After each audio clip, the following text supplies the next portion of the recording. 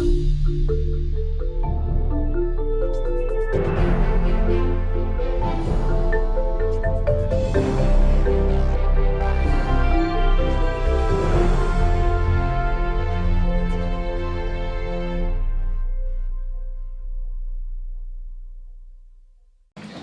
evening, everyone. My name is Catherine Rogers Arthur, and I'm Director and Curator of Johns Hopkins University's Homewood Museum. I'm delighted to welcome you here to tonight's lecture. Before I introduce our speaker, I'd like to say a few words about Homewood. Many of our lectures are held actually at Homewood House, so I don't feel like I need to say quite as much about Homewood, but since we're not there, I want to make sure that we kind of connect this back to our origins.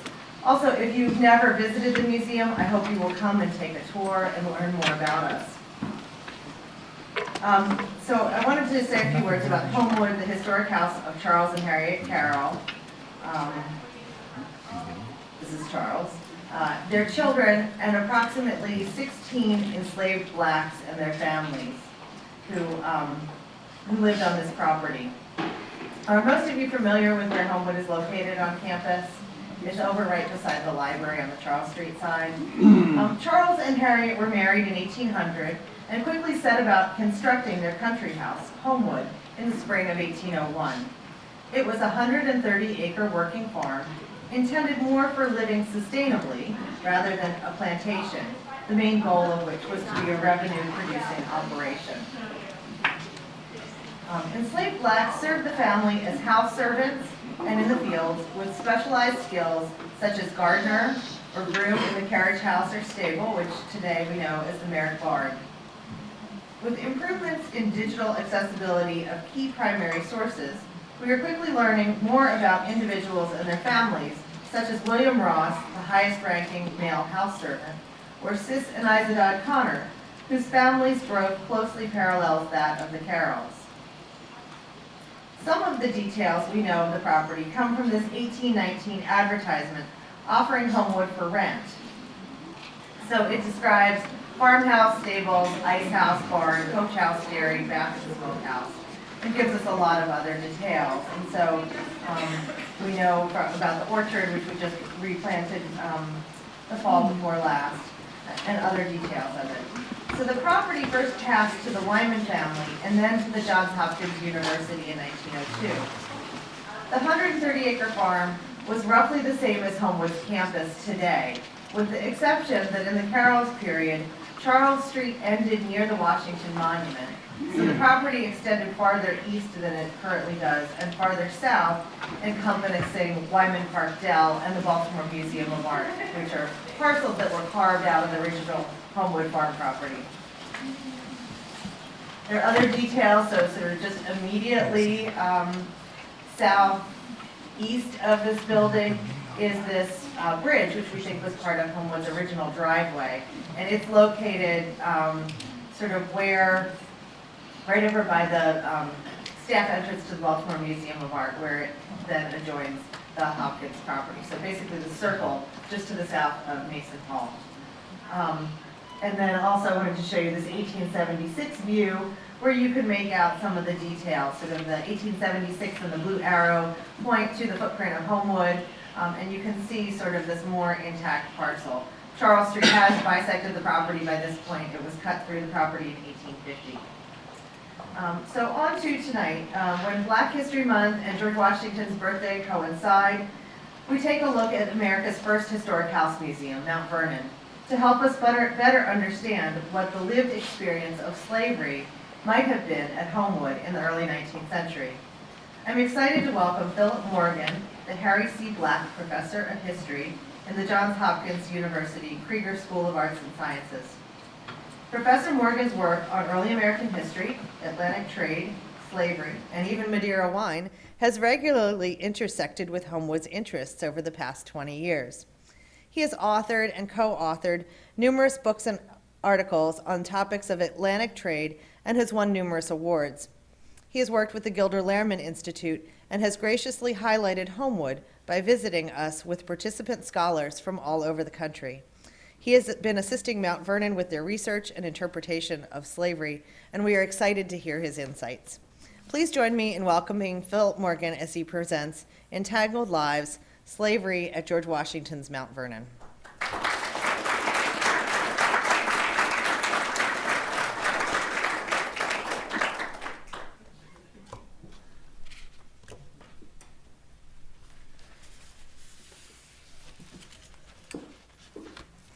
Thank you very much, Catherine.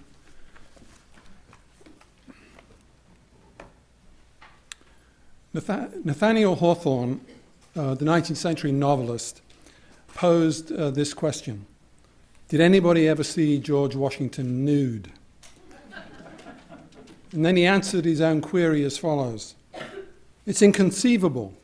I imagine he was born with his clothes on, his hair powdered, making a stately bow on his first appearance in the world. So Hawthorne is joking about the remote, unapproachable figure that the first president has become, somebody kind of entombed in his own myth. But if we take the question seriously, my hunch is, contrary to Hawthorne, that of all people, a number of slaves would have seen George Washington naked.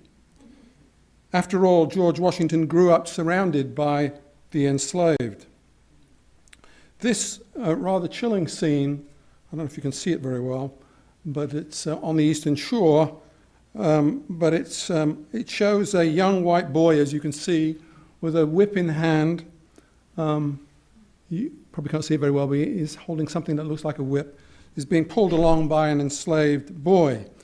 And we don't have a picture of George Washington as a young boy, but I'm imagining that something like that could have happened to him as a youngster. We do know that on his father's death in 1743, the 11-year-old George became a slave owner himself. He inherited 10 slaves.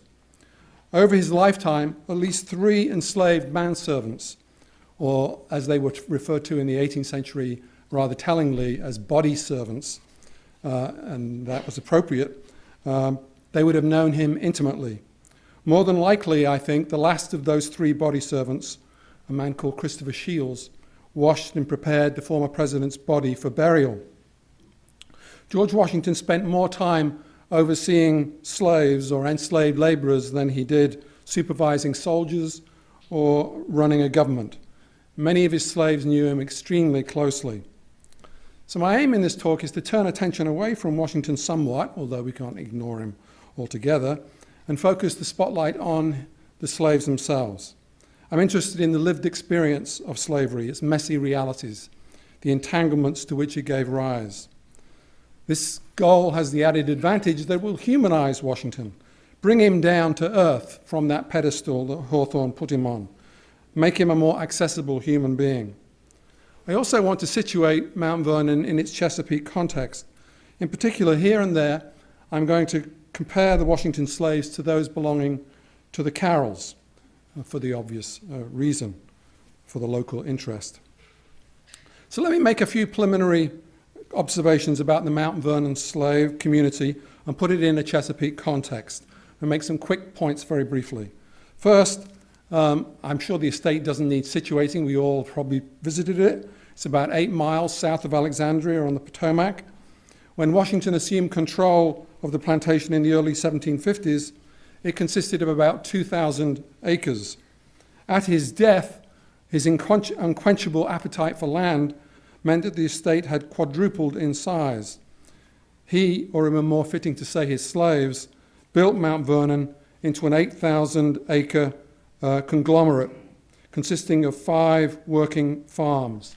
Here it is in 1793 as surveyed by Washington and with this plat in hand. So as you can see, there is Mansion House Farm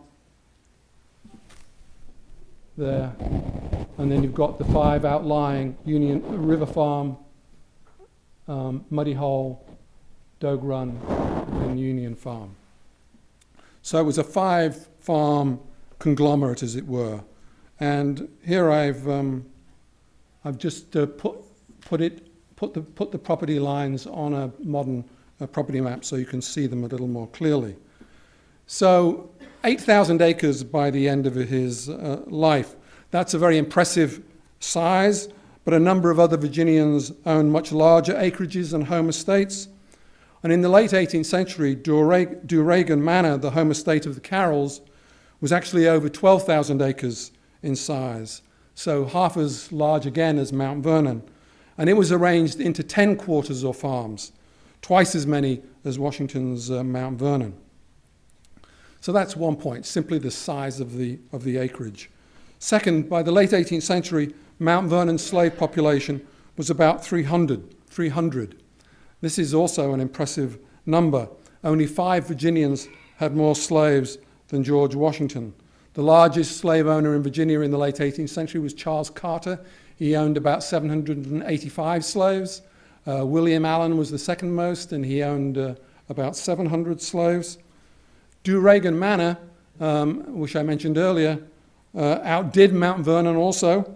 Just before the American Revolution, there were 300 slaves on it, and just after the Revolution, we think perhaps as many as 400.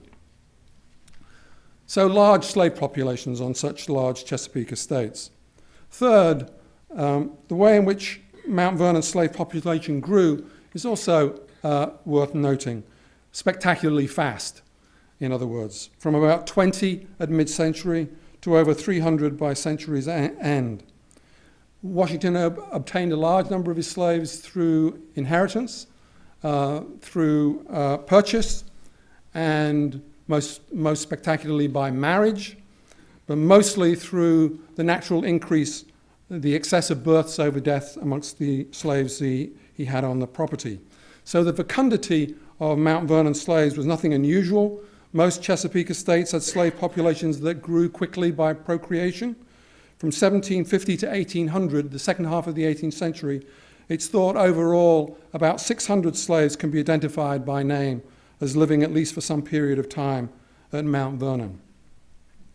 Fourth, a significant transformation occurred among Mount Vernon slaves in the second half of the 18th century. In his early years, as he built his estate, he bought and transferred predominantly men and teenage boys to his lands on the Potomac.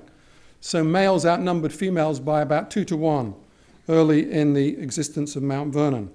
But as the native-born majority grew more pronounced over time, and since women then, as now, outlived men, so by Washington's death, a significant reversal had taken place. By the end of the 18th century, Mount Vernon slaves, much like Duregan's in the 1770s, had a female majority. There were more females than males on Mount Vernon by the end of the century, and that's true on Duregan even by the 1770s. Fifth, the way Washington built his enslaved complement was more complicated than for most of his contemporaries, divided as it was between the slaves he owned outright and those who were the property of his wife held in trust for her heirs from a former marriage, the so-called custis slaves. Furthermore, in the second half of the 18th century, Washington rented or leased about 70 slaves overall. At his death, he leased 40 slaves from one of his neighbors and owned outright only about 40% of the slaves at Mount Vernon. I don't know how many slaves the Carrolls rented in the second half of the 18th century. I just haven't been able to find that information. They must have rented some, but probably nothing on the scale of Washington's endeavors. Finally, most slaves appear in the Mount Vernon records only fleetingly. So of those 600 that I said we know by name and we can identify in the second half of the 18th century, a third of them rate a single mention in Washington's records. Even though Washington had a knack for remembering faces, he was a politician after all, he probably had virtually no knowledge of these slaves who included a passing name on a listing, perhaps a child who died in infancy, or a slave on an outlying farm who came into little contact with a master who was, of course, absent for long stretches. About 40% of the 600 were children, and Washington probably knew least about them.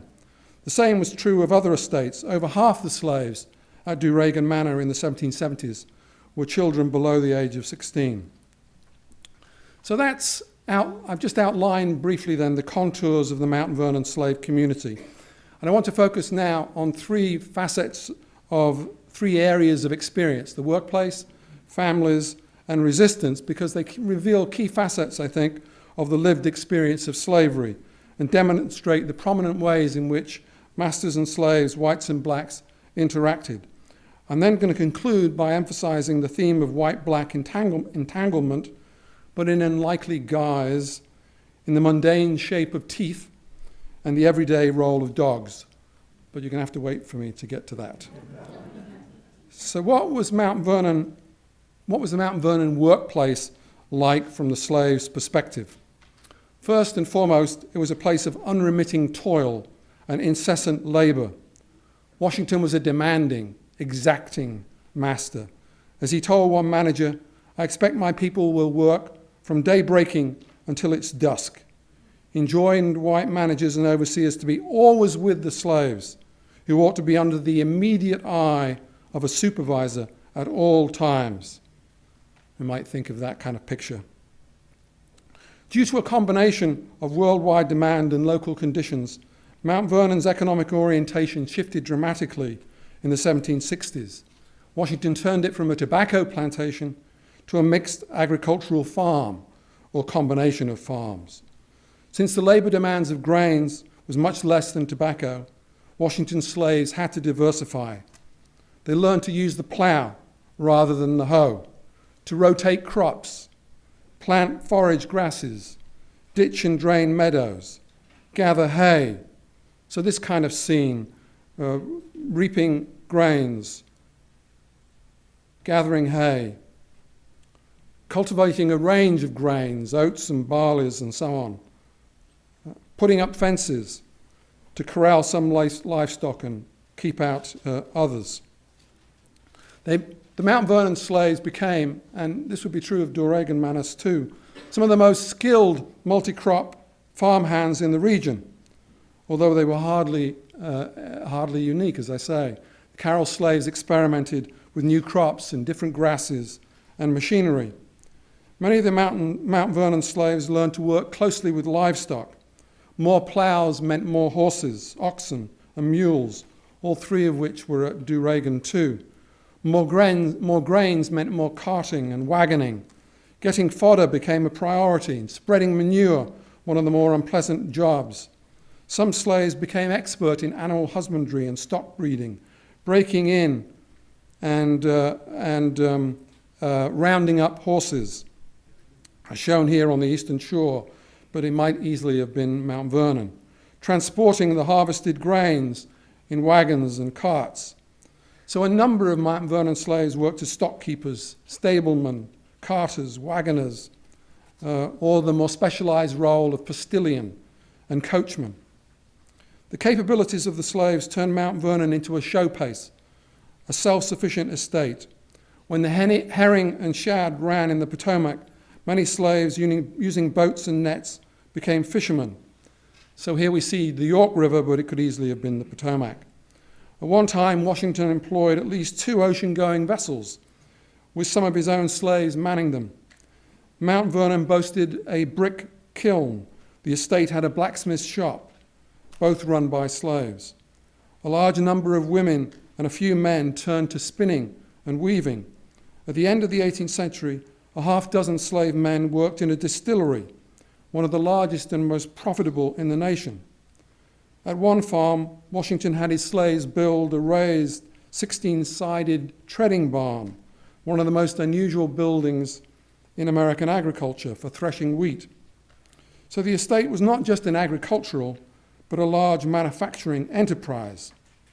At Duregan, Charles Carroll's obsession was his vineyard, and so his slaves had to learn the rudiments of viticulture. A remarkable number of adult slaves at Mount Vernon had a skill of some kind or occupied a specialized role.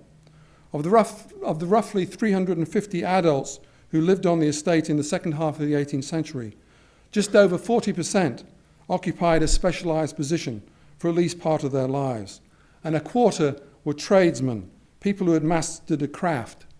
9 enslaved men at one time or another were overseers. Morris was the longest-serving overseer, white or black, at Mount Vernon. He supervised Dogue Run Farm from 1766 to 1793, so over a generation. Most white overseers served only a year or two. So given his lengthy tenure, Morris became synonymous with Dogue Run, its personification, as it were. So Washington, in his correspondence, talked about Morris's fields, Morris's barns, Morris's people, the shorthand for the farm he monitored. The same was true at Doregan. 6 of its 10 quarters took their names from the slaves who headed them. So whether it was Moses, Jacob, Sam, or even Suki, a rare acknowledgement of a female leader. Even a small enterprise as Homewood seems to have had a black overseer, a man named Bob. The Mount Vernon slaves were not exactly jacks of all trade, but in many cases they assumed a number of roles over a lifetime. I haven't got time, obviously, to show you much of that, but Morris, for example, was a carpenter before he became an overseer. Versatility was key. Chesapeake slaves employed many different kinds of skilled slaves: carpenters, blacksmiths, ditchers, masons, shoemakers, mowers, spinners. The spectrum of specialized positions at Mount Vernon was extraordinarily wide. At one extreme was a slave such as William Lee, who was for over 2 decades Washington's personal attendant, his body servant, as I mentioned right at the beginning. Like many of the domestics at Mount Vernon, he was of mixed racial descent. He was a mulatto in the parlance of the day, as was his brother Frank, who also became a house servant at Mount Vernon. So 18th century masters considered such light-skinned slaves more appropriate for privileged posts than persons of purely African descent. And the most famous example in the 18th century Chesapeake is, of course, the Hemmings family at Monticello.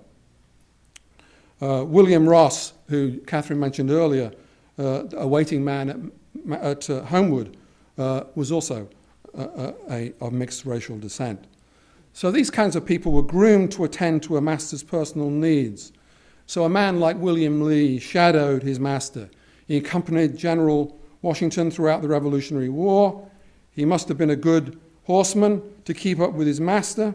And the 2 portraits we have of him, I don't know if you can see that well, but over there he's there with a horse.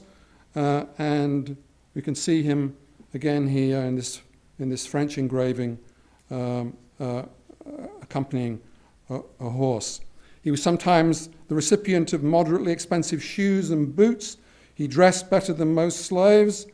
He sometimes wore livery. And here he's portrayed in an exoticized way, typical of military attendants. Suffering serious injuries that came to many a working slave, he was an invalid by age 40, but insisted on making the trip to New York for Washington's inauguration and managed to serve Washington as his valet for a couple of more years. So this portrait, famous portrait of the Washington family that was begun in 1789, that might be, but I'll mention it might be somebody else, it might be William Lee, because the portrait began earlier but was finished later. In 1791, Washington converted Will, or William, or Billy, into a shoemaker, and in typical hard-driving fashion wanted him kept close to the job. In his will, Washington freed only one slave, William Lee, immediately on his death. Of course, he freed others subsequently. At the other end of the laboring spectrum were field hands, who were typically female at Mount Vernon and many another Chesapeake estate. Women dominated field gangs. It's very difficult to piece together much about their lives. Consider, for example, Hannah. In 1759, Washington purchased her. In 1766, she moved from Muddy Hole to Dogue Run, where she married Morris, who I mentioned earlier. Despite becoming the overseer's wife, she remained in the field. The only subsequent mentions of her are that she became past labor in the early 1790s when she was in her early 50s, and she became a widow in the mid-1790s. Apparently she and Morris had no children. So it's a spare life, precious few details, but undoubtedly one defined by field labor. So if I wanted to conjure up an image of Hannah and women like her, I've put together the following representations. They're weighed down by burdens that they may have toted African style. So this is the Chestertown portrait the landscape that I've been showing a number of images from. And you can see there one woman carrying a basket on her head, African style. Or this picture of Annapolis, end of the century, and you can see a woman in the far corner here with a large sack on her head. Or this enslaved girl descended from a dower slave, from a Custis slave at Mount Vernon herself. So work for women was mundane and laborious. Despite the introduction of carts and wagons, Chesapeake slave women often carried loads on their heads, African style, as it were.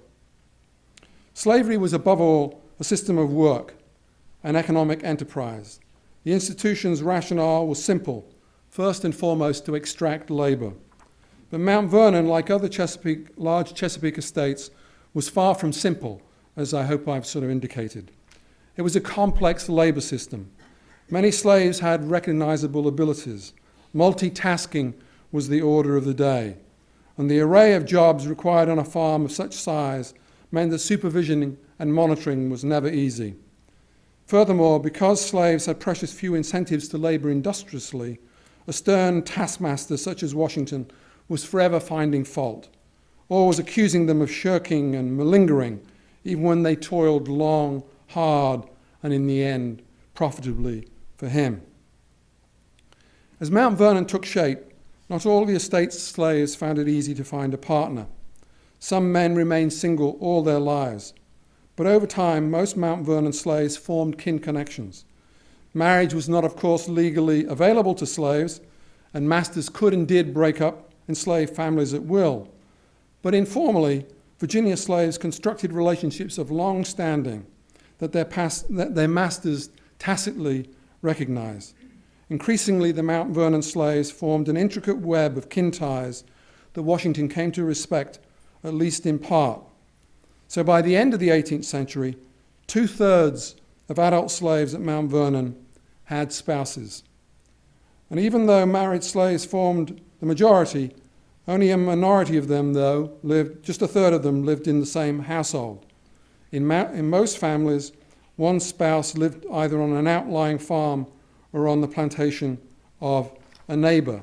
So this is a chart of African American families. I know you can't see it very well from your seats back there, at the end of Washington's life. But all I want you to note are the black lines that connect slaves from one estate to another or off the estate. So there were many slaves then who were married, but whose residence were divided because one of them lived on one farm and one of them on the other, or they belonged to, in some cases, their masters belonged to people outside Mount Vernon, and they would have visiting rights to come onto Mount Vernon or vice versa. The Carroll slaves, more deeply rooted at Doregan than Washington's slaves at Mount Vernon, because they'd had a longer history, they had even more recognizable kin ties. As early as the 1770s, more than 4 out of 5 Doregan slaves were part of families. Members of these families generally resided together on the same quarters. 1 or 2 families formed the nucleus on most quarters on Doregan, with more than 2/3 of children living with parents. To capture a sense of what the typical family experience was like at Mount Vernon, to move back there, I point you to River Farm, which in 1799, the year of Washington's death, comprised 57 slaves. The overwhelming majority of married slaves on that farm didn't live in the same household. Most married couples lived apart. The 6 husbands at Mansion House Farm, for example, who wished to visit their wives and children, faced a 12-mile return trip by road. So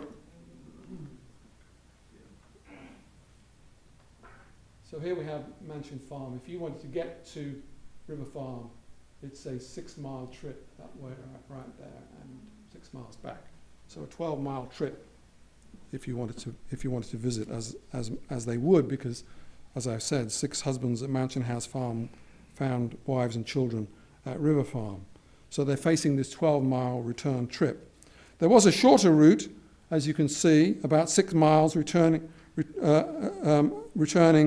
overland, but requiring you to cross Little Hunting Creek. And we know that one carpenter at Mansion House Farm had access to a small boat so that he could visit his wife Agnes and their 3 children at River Farm. No wonder that Washington complained of the night walking of his slaves. There was much toing and froing during the night so that families could get together. As one contemporary noted, night is the slave's day. One way to see the importance of family connections is to assess the ability to pass along specialized roles from one generation to the next. The master made critical and final decisions, but the slaves were not without influence. Consider Doll, who came to Mount Vernon in 1759 as one of the slaves owned by Washington's wife. She became the cook at Mansion House Farm. She had 6 children, 4 of whom ended up in specialized roles. So that was quite common for a skilled slave to pass along, to have children who would also take specialized roles. So one of Doll's daughters, a slave named Lucy, eventually took Doll's place as a cook. The transference of role from mother to daughter no doubt owed something to Doll's prompting and instigation. Lucy, the cook, married Frank Lee, the enslaved waiter and butler, the brother of William Lee. And so that cemented her position as an important figure at Mansion House Farm. Frank Lee became Doll's son-in-law and drew her into connection with the most recognizable slave at Mount Vernon. So when William Lee could no longer serve as Washington's valet, Doll no doubt was there to promote one of her grandsons, Christopher, the son of another daughter, to take his place. So we think that might be him, Frank Lee there. And at the end of the 18th century, the matriarch, old Doll, as she was then known, aged 78, headed an extended network including 2 daughters, 2 sons, 4 grandchildren, all of them with specialized roles. And the same was true of the Carroll slaves as well. 2 of Carpenter Harry's sons followed their father's trade, while 2 others were wheelwrights. 3 generations of another family were coopers. So we can see slaves passing skills down to their children. Another way to measure family connections is to analyze naming patterns. One pattern is that slave families name sons for fathers more often than daughters for mothers, because the mother-daughter relationship was recognized generally by masters. The father-son relationship was less so, and slave families tended to name fathers for sons more than daughters for mothers to rectify that situation, as it were. But much the most common pattern at Mount Vernon was the remarkable overlap in names. 70% of Mount Vernon slaves shared a name with at least one other slave. The most common names among the males were Jack, George, and Charles. Among females, Nancy, that's Christopher Shields, sorry. This is the popular names of slaves at Mount Vernon. We can see Will, George, Jack, and Charles, and Nancy, Betty, Lucy, and Jenny. Enslaved parents were almost certainly naming their own children, or one would imagine that a larger pool of names would be present if the master of Mount Vernon and his employees were trying to differentiate enslaved individuals.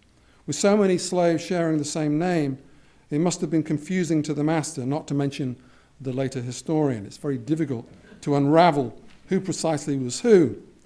And the Carrolls were just like other Chesapeake masters, like Washington themselves. They also gave many slaves the same names, had slaves take themselves the same names, even though they were differentiated by trade and place and ancestry. So if we think of the Duregan slaves, there's a carpenter Jack, a Jack Cooper, a Jack Joyner, a Jack Carter, a Jack Shoemaker, a Clogger Jack, a Patuxent Jack, who was also who was also known as Golo Jack, presumably from Angola. Popular Island Jack, the Jack who went by the alias Jack Priest, and there was a new Negro Jack, a recent African. So there were 13 Jacks at Doregan. Other aspects of the slave naming patterns at Mount Vernon also suggest a tangled and complicated relationship of initial white intervention and black autonomy thereafter. So here are some of the patterns. First, the vast majority, well over a half of the names in use among the Mount Vernon slave community were typical English names. Charles, George, Betty, Hannah. Some diminutives were popular, Davy rather than David, but there were, for example, 10 James and only 1 Jim.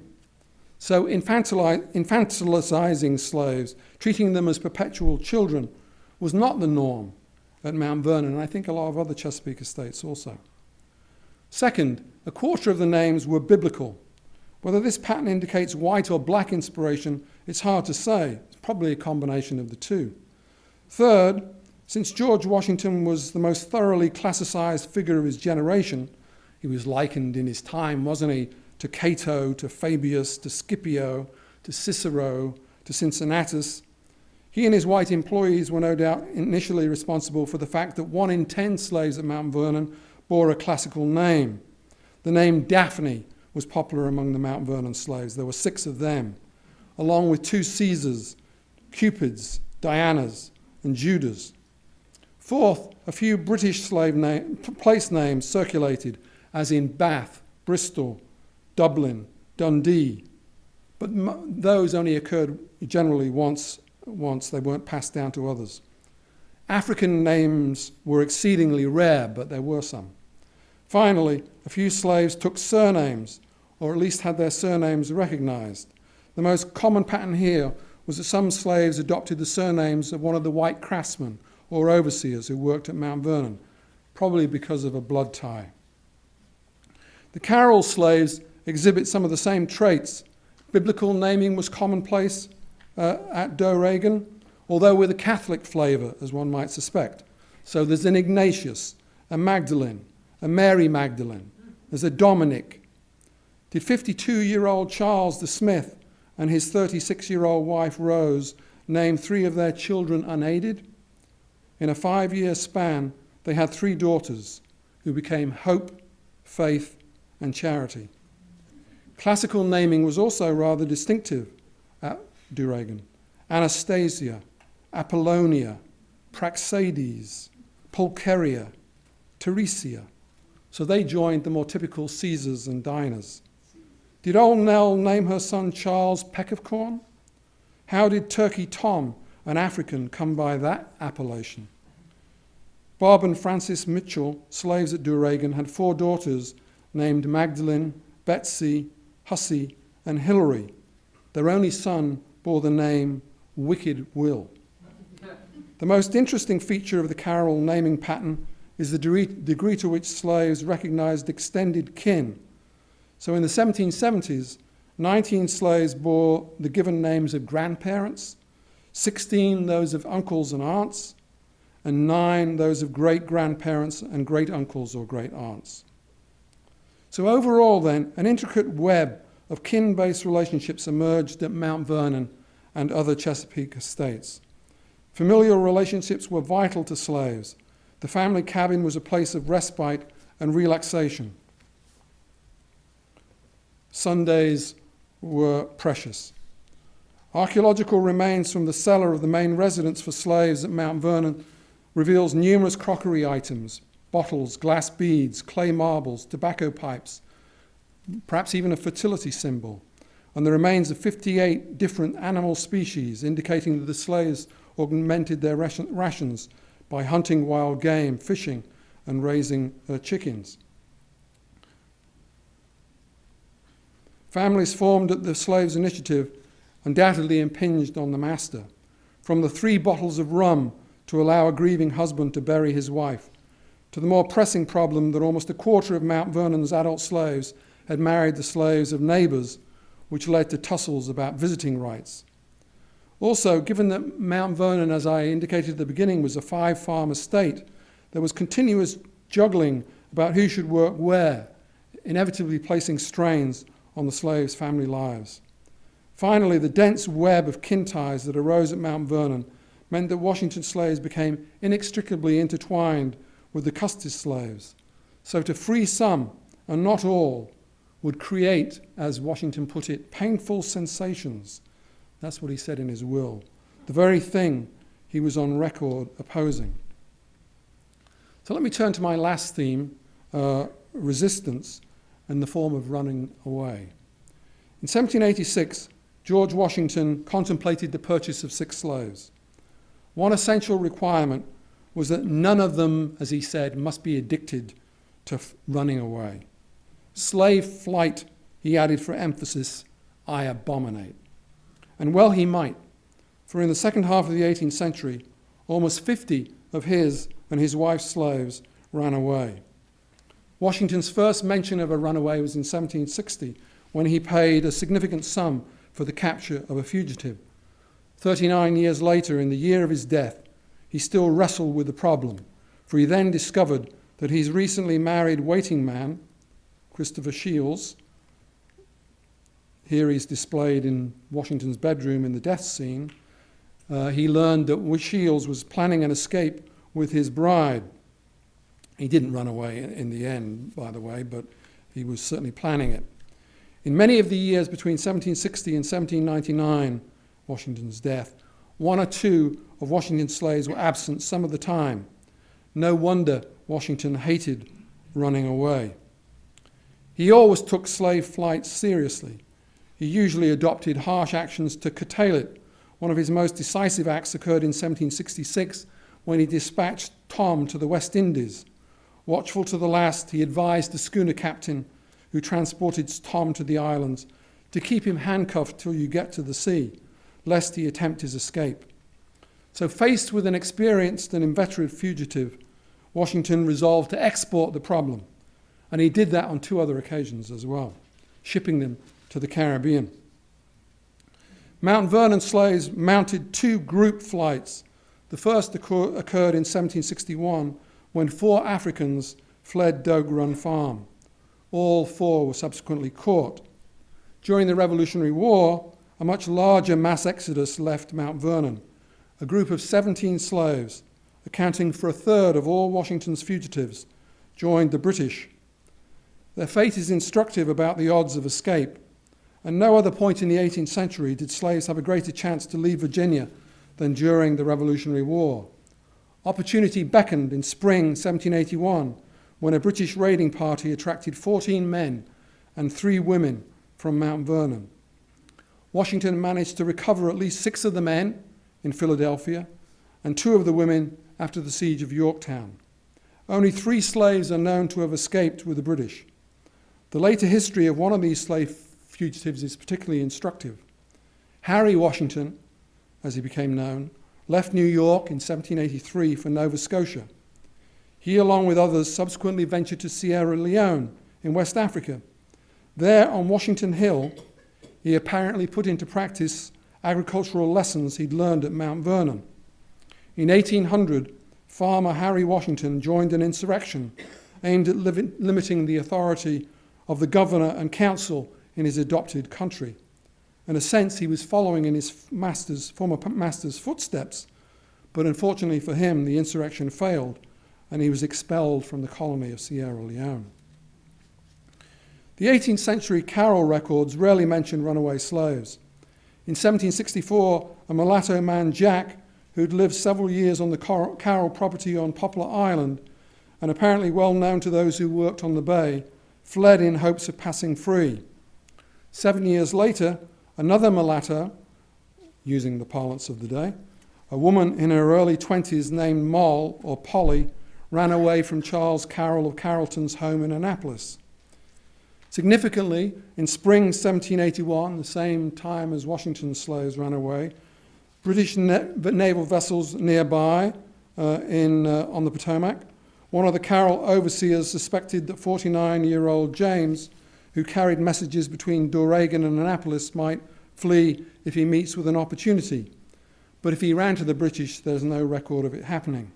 He did have a wife and at least 4 children, which may have prevented him.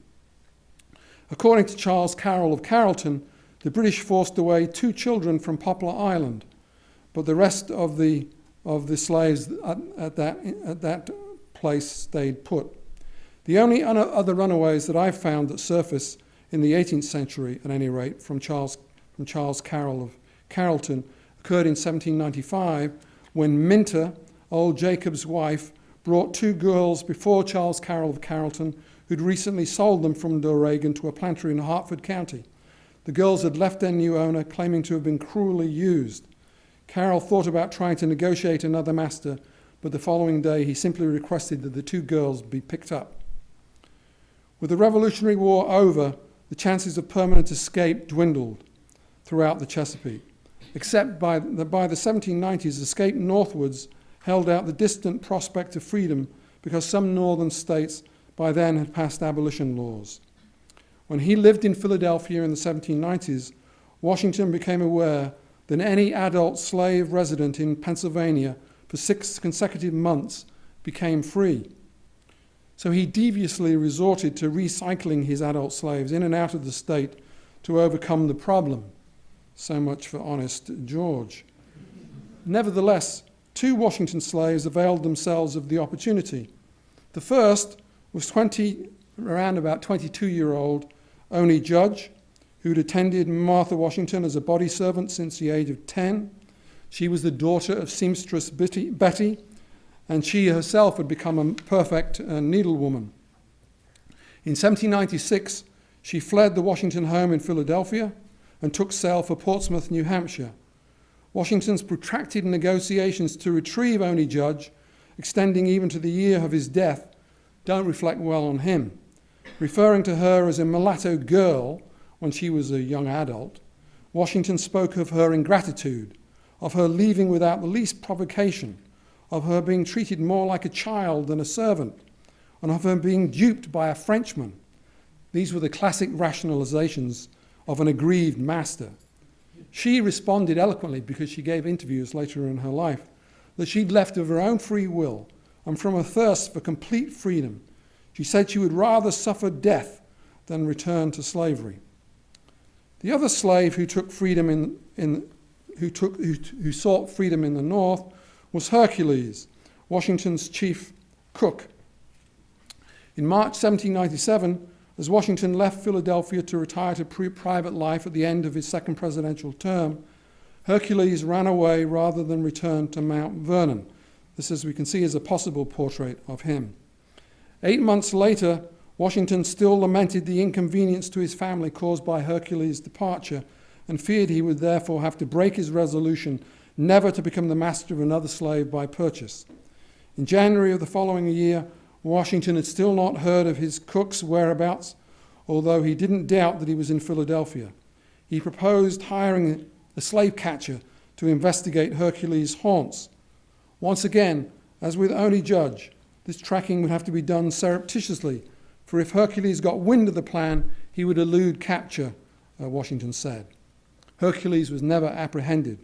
In April 1797, a visitor to Mount Vernon conversed with Hercules' 6-year-old daughter. Wasn't she upset at not seeing her father again? Back shot the reply, "Oh, sir, I'm very glad, because he's free now."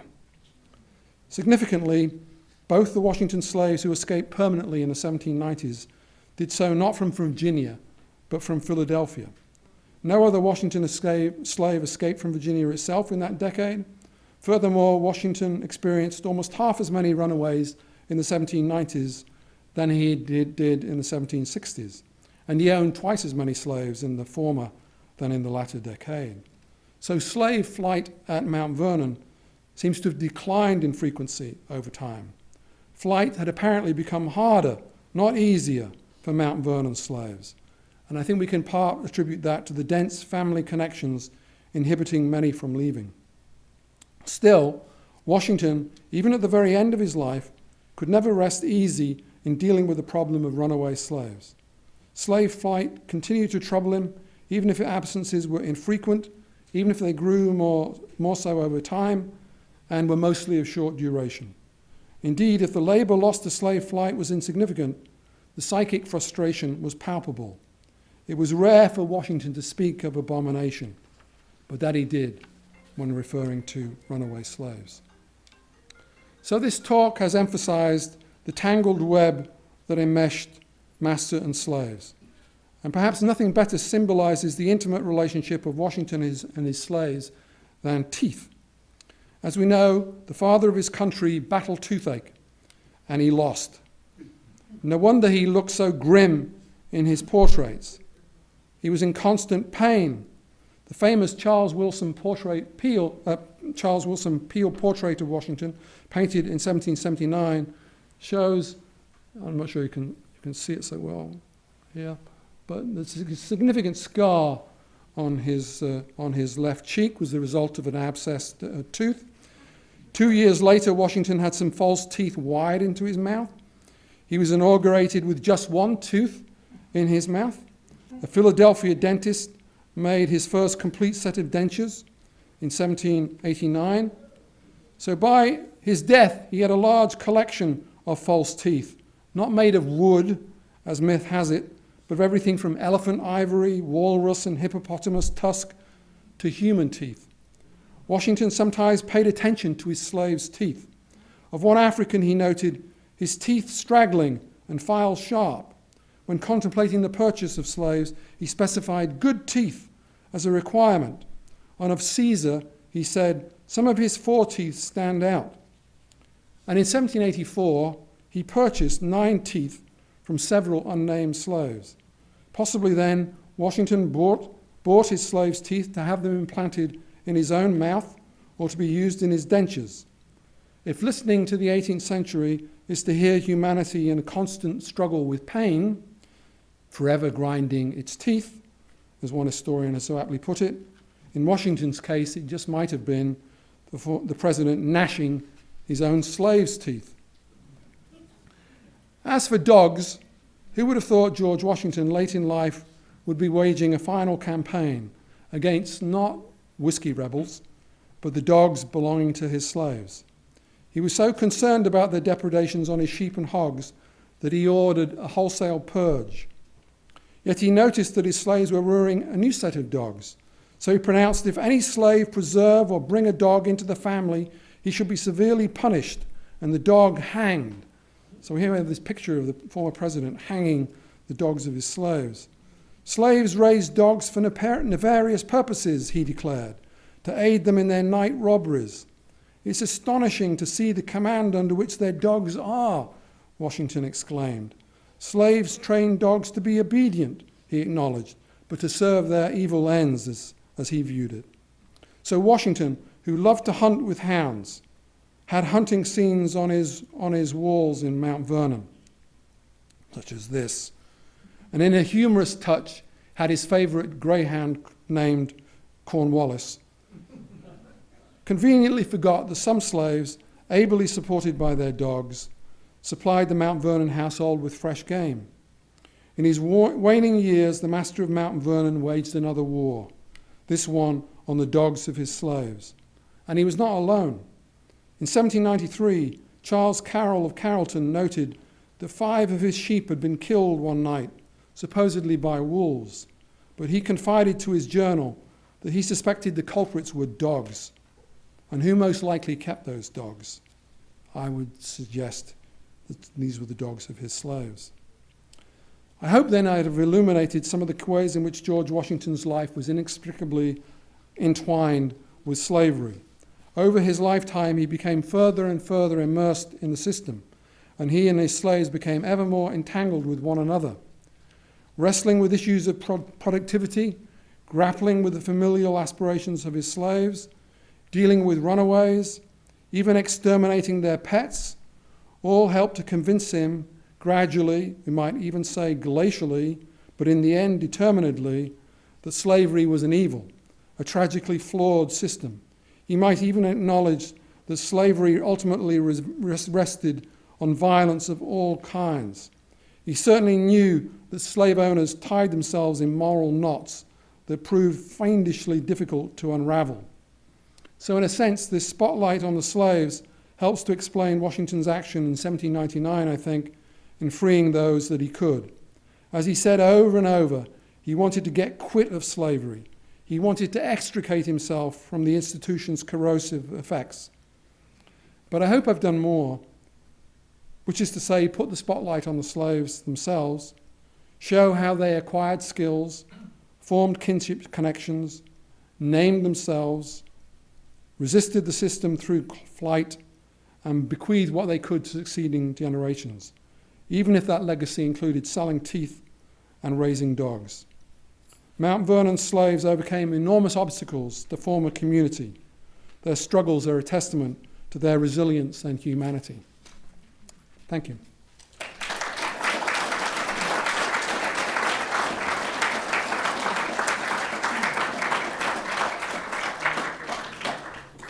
Taking a few questions. Sure, absolutely. So I think we have a few minutes to take a couple questions, if anybody has questions from the audience. Over here. Sorry, do you need a microphone? Do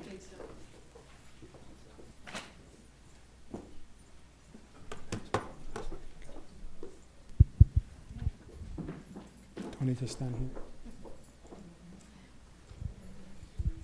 here? Hello, my name is Anouk Kwale, and I work right up the street at Hampton National Historic Site. So for those of you who do not know, it's the most northern former slave plantation that the federal government owns and operates. It's right down the street from the Towson Mall. So come see us, and it's free. But I have a, that's a shameful plug, but anyway, I do what I do. I want to ask you, I want to make sure I heard you correctly, because in the beginning you said that, I thought you said that the mulatto enslaved people, they had more privileges on the plantation. Is that what you said? Well, all I mean is that it's quite striking that on many large Chesapeake estates, the house slaves, the slaves who are out of the fields, doing arduous labor of another kind, but labor that at least is not field labor, the monotonous, back-breaking labor of field hands, they largely escape that assignment, work assignment. That's quite typical. So the most famous interracial family, mulatto family, if you want to use that term, would be the Hemmings family. Yes. And most of them escape field work, and that's typical of interracial families. Okay. Now, you also said repeatedly that many of the enslaved people who escaped were mulatto. So, I thought you said that on multiple occasions that they were, you mentioned this, Hercules, the cook, was mulatto, and William Lee was mulatto. No, I don't think we know that Hercules is a mulatto. Okay, I think but we think William Hercules, we think Hercules is African American, not with no trace of. But the Lee brothers, absolutely, yes, they're mulattoes. That portrait of William Lee wouldn't be accurate then. No, I don't think it is. We don't have an accurate portrait of William Lee. No. So, although he could have been a dark complexioned mulatto. It's conceivable. It's possible. Yes, it is. So I thought I heard you say multiple times as far as this mulatto escape, like even a female up in Philadelphia. Well, two of the Duregan Manor slaves who ran away are interracial slaves. Yes. I know, because I have a problem with that issue because over years, through my training and what I've heard and what I've read, is that is a misnomer that the majority of the enslaved house staff were of mixed race. And I've seen pictures, and that isn't the case all the time. No, it isn't. Yeah, actually most of the time. And also, did George Washington father children? Because I've heard mulatto a few times. So is there oral history? I know no one's writing it down. But is there oral history as far as him fathering children? There is some claims that Washington fathered a child, yes, an interracial child. But I think nobody's been able to prove that that's the case, and it seems rather unlikely since he fathered no children with his wife. It seems likely that he was infertile. That seems what most people think. But for what it's worth. I mean, we don't know. Yeah. But that smallpox that he contracted in Barbados is, many people claim that Made him could sterile. well have made him infertile. Obviously, his wife is not. She's already given children. She's given birth to children. So it would appear he's the likely culprit, if you want to put it in those terms. And so far as we know, he had no children, as far as we know. There is a claim that one slave is a direct descendant, but I think most historians don't believe that to be the case. And how many people did he manumit upon Martha's death? How many people? I didn't hear you say that. He manumitted 117, I think it is. Upon Something like Martha's. that. I mean, that was supposed to, but she didn't wait till she died. Correct. He manumitted them when she died, supposedly in his will when she Right. died. But in fact, she she frees him. feared for her life Mhm. because they're waiting for her to die. Right. And so she manumits them early. Yeah, we're going to help you meet your Jesus real quick. Exactly. Wise decision on her part.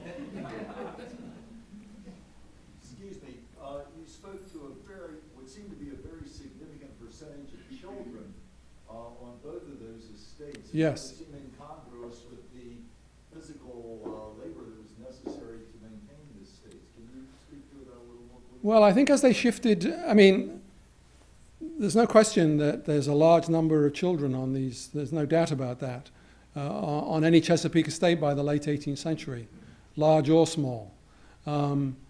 So this is a naturally reproducing slave population, and that's growing quite fast. It began in the early 18th century, and by the late 18th century, it's rapid, almost reproducing at the same rate as the white population, the enslaved population. So that's undoubtedly the case. So it's a function of the environment and the labor and the sustenance they received. So was there another part to your question, though? Sorry. Yes, it just seemed like, I think you said it, Mount Vernon, there 40% of the Yeah. population were children. Yeah. So as you move, I think what I would suggest is that as you move to a diversified farming regime, which was the case at Mount Vernon, you need fewer laborers rather than growing tobacco. So in fact, he had a surplus. I mean, he's complaining about having too many slaves. He doesn't want to sell any off. But if you look at Doregan, I mean, by contrast, their slaves are being sold in large numbers. And on many large Chesapeake estates in the late 18th century, they're selling slaves off because they don't need the labor. So they've got too many children, they've got too many adults for the diversified crop regime that they're engaged in. So that, I think, that explains the conundrum that you have. You also spoke of Washington renting slaves, and He did. whom did he rent? Just neighboring farms, or were there He- rental agencies? He rents individually from various people. Sometimes his own overseers, for example, farm managers. The most famous case is toward the end of his life, 1788 onward, he rents from Penelope French, a neighbor, because he's trying to get her land. And he rents her slaves to butter her up, basically. But in that case, as I said, by the end of his life, it's about 20 when he first begins renting from her. By the end of his life, it's up to about 40.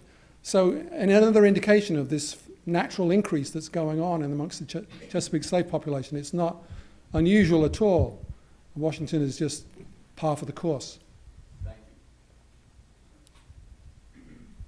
Sorry. Just following up, just speaking to the point of, you said Washington was basically saying he had too many slaves. I was struck by the fact that he had 8,000 acres. I'm Gregory Wyden, the curator of Hampton National Historic Site, and Governor Charles Kernan Ridgely, by the time he died in 1829, he had over 300, about 310 or so, 10 to 20 slaves at the time of his death. However, that was for about 24,000 acres.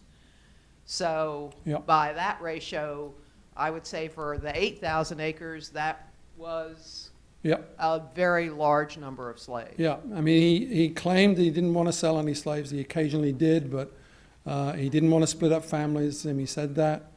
And for the most part, he tried to do that, at least during his life. So yes, he's complaining. He doesn't have enough. He doesn't have enough for them to do as he sees it. He wants to put them to more regimented labor.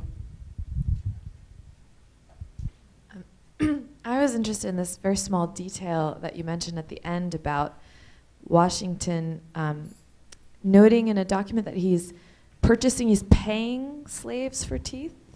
Is that correct? Paying them. Paying. Paid, yes. He So- gave them money. Right. So that's I think so it's what about I'm 9 shillings a tooth. right. Well, what I'm interested in about that is this idea of economic transactions that are occurring that are outside of our general understanding of slavery as a system. And I Yeah. wondered if you could elaborate a little bit more on that, speak a little bit more about. Yeah, I think that's, if that you, kind of I mean, you can, I mean, we have great documents from Mount Vernon. They're fantastic account books and ledgers, so you can really trace how Washington is. So he's giving tips to house servants of places he goes visits, for example, and he's paying for all sorts of items over and above what. So you wouldn't think a slave gets cash payment. That's not what one typically thinks. Slaves don't receive cash, but in fact they did as sort of gratuities, as tips, and also for produce that was sort of out of the ordinary. So Washington's account books are full of payments to slaves that he owns, that he doesn't have to pay them anything if he didn't want to, but he's playing the role of a gentleman farmer, as it were, engaging in a degree of largesse, and he's willing to provide cash for things that they might produce out of the ordinary, typically, for example. So the ledgers are full of payments to slaves. So we don't think of slaves as being part of this cash economy, and they, to some degree they're not, but they can also sell things off the estate. I mean, he frowns on that. He doesn't want that to happen, but it does happen. But he's encouraging it also to some degree by offering these gratuities, as he would view it, not wages, but gratuities, bonuses, as it were, for work well done. Guilt money, yeah, however you want to term it. Yeah, If you I can could- turn it that way if you If want. I could ask you to go a little bit further, since your talk is about sort of the experience of the enslaved, and think about it for a second from that perspective, and whether the documents can or the records can give us any indication of, are the same people always sort of trying to provide additional services, earn more money? I mean, is there kind of a sense of Well, it tends to be the slaves. them manipulating the system as well? You know what I mean? Tends to be the slaves at Mount Vernon itself, at the home estate, who are the most involved in these kinds of transactions with Washington. I would say it's much less frequent from the outlying quarters, but it's pretty extensive. And who knows what sort of things happened that are not on the books. We just know these things on the books, and they are, as I say, the ledgers and farm books and account books, they are extensive for Mount Vernon. They do indicate a fair amount of financial transactions, and I mean, typically under slavery, one doesn't think of any financial transactions. Slaves supposedly don't have any money but they are part of this informal economy that's operating under, within the shadows of, as it were, of the formal economy. So it's an informal economy that's he recognizes in his account books because he recognizes paying slaves.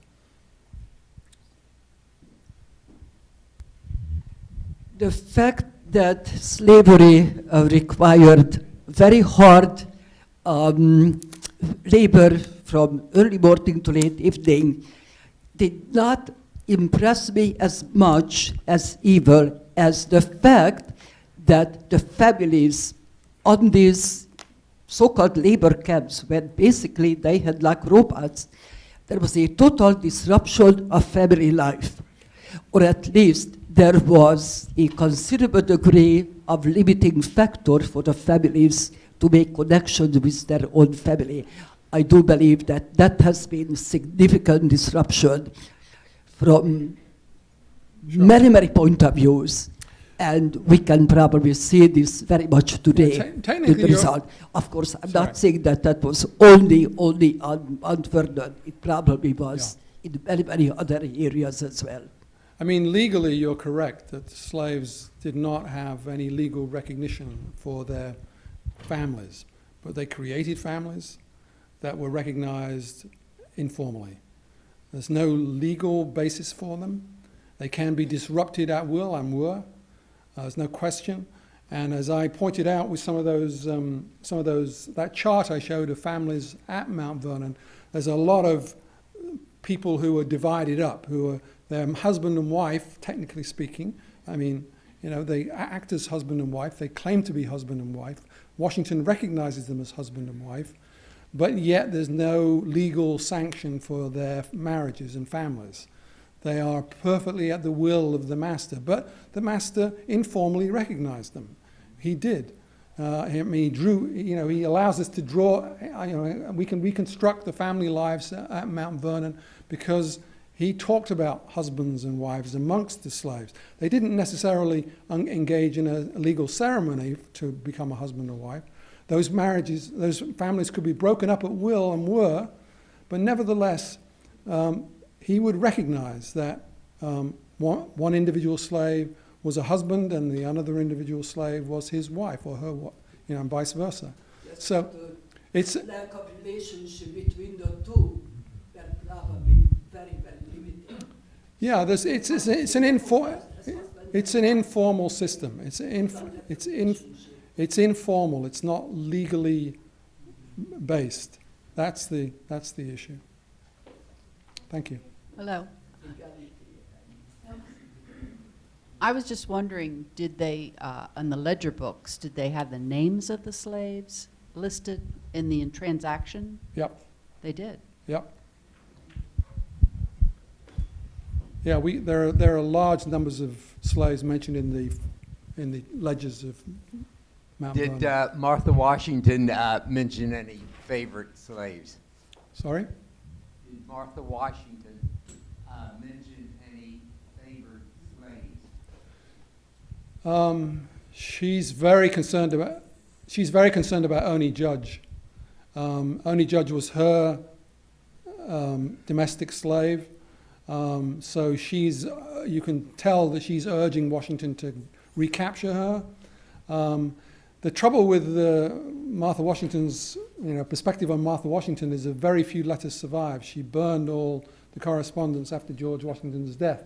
So we don't have much correspondence from her. So it's tantalizingly slender, unfortunately. So we don't have as good an insight into her views on things as we do. We have to look through the lens of him to see what she might have thought. Largely. I mean, there are some letters, but there aren't very many. I have one right here. Well, we're still on that question, just a follow-up to that.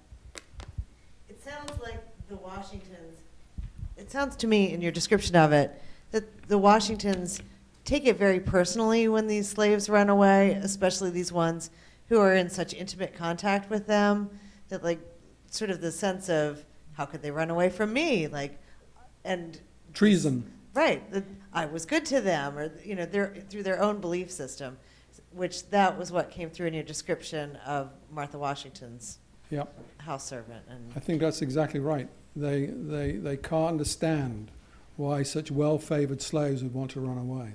He can't figure it out. He can't wrap his head around it. And when she says she might come back if he says, I'm not negotiating with somebody, she has to come back first. That's the way he viewed it.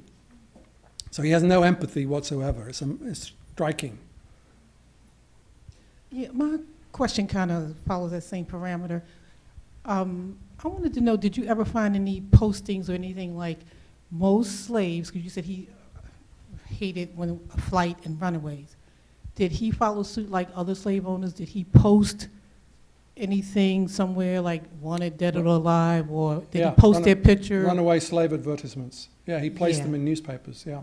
He did. So he was just as And he good thought about paying essentially a bounty hunter or somebody to go and capture them.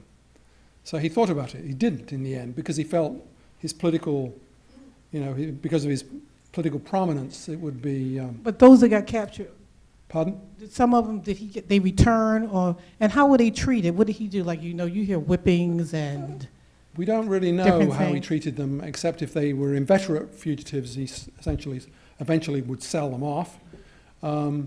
They're brought back to him, and he pays people, gives people, sometimes slaves, other slaves actually, gives them cash rewards for capturing runaways. So, you know, it's not just whites capturing runaways, it's actually fellow slaves turning in other slaves. and also in addition to that, I see how the skills, they develop skills, and as times change, they develop ways of planning and picked up skills as horsemen and craft people. But on the other side, we know there's a dark side. How were they really treated?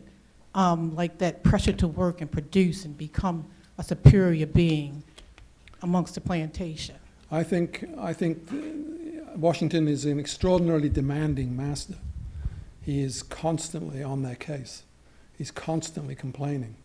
So the fact that he made so much money is a testament to how hard he drove his slaves. So I think we now I think the latest figure I've seen for how much he's worth in at the end of his life is like $750,000, which, you know, is a huge amount for this time period. So he's one of the richest men in the United States, no question. And it's a large part because of the slaves' labor. You know, he drove them, I think, extraordinarily hard. He's constantly on their case. Yeah, so I don't think he's laid back at all. Not at all. What was the life expectancy of a slave of the George Off the top of my head, I would say on average maybe 40, something like that, 35, 40. Some, you know, some lived a long period, but many died in childbirth. Even mid-30s may be high. So, thank you all so much for being here this evening. I hope you'll come visit us at Homewood.